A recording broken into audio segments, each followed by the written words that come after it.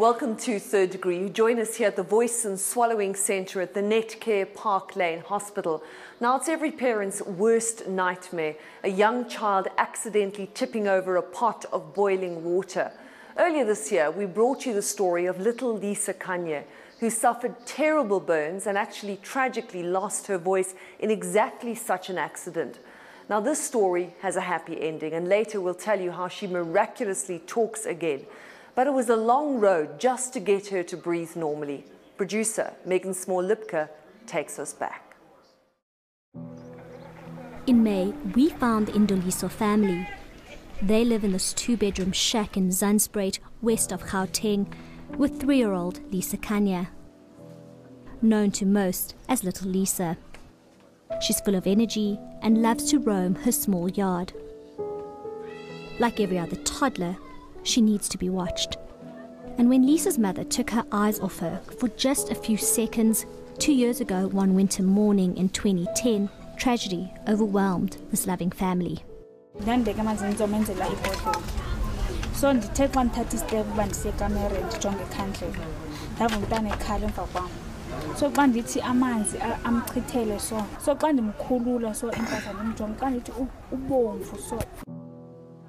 For over a year, Lisa stayed at the burns unit in Baragwanath Hospital in Soweto. She had suffered agonizing third-degree burns on her face, arm, throat and neck. But what made it worse, she suffered what's known as keloid scarring. This is when the skin regenerates. It doubles or triples in size over the wound. Hers got so bad, it eventually scarred her windpipe internally, completely covering her voice box. Tragically, she could no longer speak.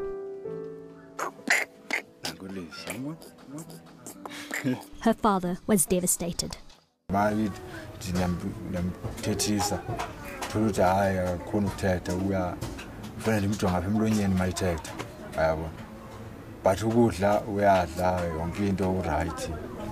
So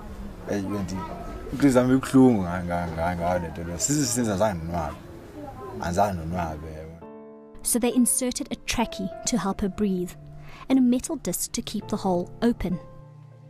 Later, they discharged her. This all happened over 2 years ago. We met Lisakhanye earlier this year. She still couldn't talk. Clicks were the only sounds she could produce. The family thought nothing could be done. Then a community volunteer heard about her, agreed to raise money to get her to a specialist. She's not happy today. She's not happy. She's not happy. I think it's too hot for you. Yeah, it's hot and today. it's doo-doo time. It's time to go to bed for doo-doo.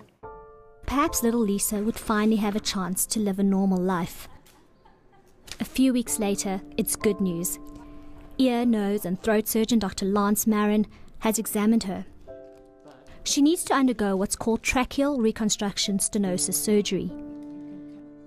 This means lasering the scar tissue and inserting a T-tube that will open up the airway and get the voice cords to work. But success is not guaranteed. Well, essentially what we had was a child that had sustained burns, who had been discharged and was breathing through a trachea, which is a metal device that is placed through the neck directly into the windpipe. So it's diverting any of the structures above it that might be closed or blocked so that they can obviously breathe, get air into the lungs and be alive.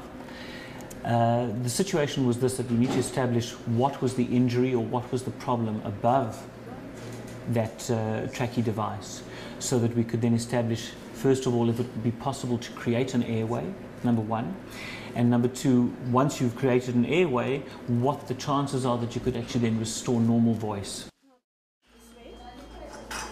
It's a big day for the little 2-year-old at the Park Lane Netcare Hospital.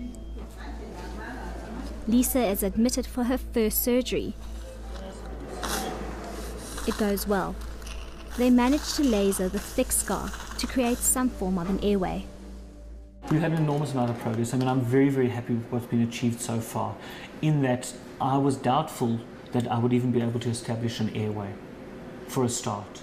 Establish an airway, in other words, in terms of not using a trachea for her to breathe, but for her to be able to breathe through her own airway. For me, that was #1 priority.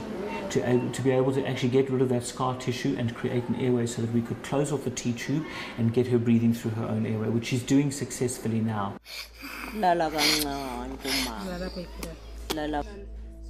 Her breathing is better than ever. For the first time, she can even cry aloud, but she's still clicking to communicate what she wants. Ndiyavuya Shemes because ibingaphumi voice iqala njengale ndlela ephuma ngayo.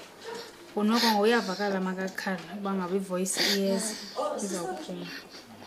So basically what it is that she had developed some sort of a coping mechanism in order to communicate that is really clicking by rubbing her palate up against the back of her throat and just making all sorts of little noises with her teeth, with her lips, with her tongue, with her cheeks, just to obviously attract attention and to be able to communicate. The reason that she wasn't able to speak is that because there is a scar that involves not only the windpipe, but is actually involving the vocal cords themselves. She is unable to pass air through the vocal cords and therefore unable to vibrate the vocal cords, and therefore the voice box doesn't work and she cannot generate sound. While Lisakhanye has undergone at least 10 operations thus far, it is still doubtful if she will ever regain her full voice. But we can reveal that Dr. Marin has successfully operated on another 11-year-old burn victim, and today she is able to speak. Coming up, another burn victim tells her own story.